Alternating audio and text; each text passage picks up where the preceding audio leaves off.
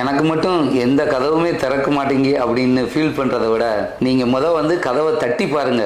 ஆப்பர்ச்சுனிட்டிங்கிற கதவு உங்களுக்கு கண்டிப்பா திறக்கும்.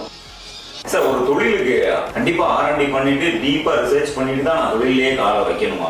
பெரிய தொழிலுக்கு வேணா அதுக்கு தகுந்த முதலீடு நிறைய போடுறதுனால நம்ம R&D பண்ணலாம். ஆனா சின்ன சின்ன தொழில் 1 லட்ச ரூபா வச்சிருக்காங்க, 2 லட்ச ரூபா வச்சிருக்காங்க அப்படின்னாக்க அவங்க யாருமே R&D பண்ணி ஒரு தொழிலை பண்ண முடியாது. அவங்களுக்கு ஏற்கனவே அதுல ஒரு அனுபவம் இருக்கணும். அந்த அனுபவம் இருந்து அவங்க மனசுக்குள்ள இந்த தொழில நான் பண்ணுனா ஜெயிச்சிட முடியும் அப்படிங்கிற ஒரு நம்பிக்கை இருந்தா மட்டும்தான் அந்த தொழில் சக்சஸ் ஆக முடியும். இப்ப உதாரணத்துக்கு நிறைய இப்ப உள்ள பசங்களை நான் பாக்குறேன். பொட்டிக் ஷாப் வைக்கிறாங்க, கேக் தயார் பண்ணி வீட்டுல இருந்து சேல்ஸ் பண்றாங்க, டீ கடை வைக்கிறாங்க, இல்லைன்னா சின்ன தள்ளுவண்டியில ஹோட்டல்ஸ் வைக்கிறாங்க, காய்கறி விற்கிறாங்க, இமிடேஷன் ஜுவல்லரி விற்பனை பண்றாங்க, மேக்கப் சாதனம் விற்கிறாங்க. இதெல்லாம் R&D பண்ணி அந்த தொழிலை பண்றாங்க.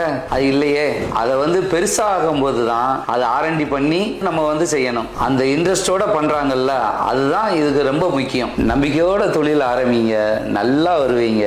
வாழ்த்துக்கள்.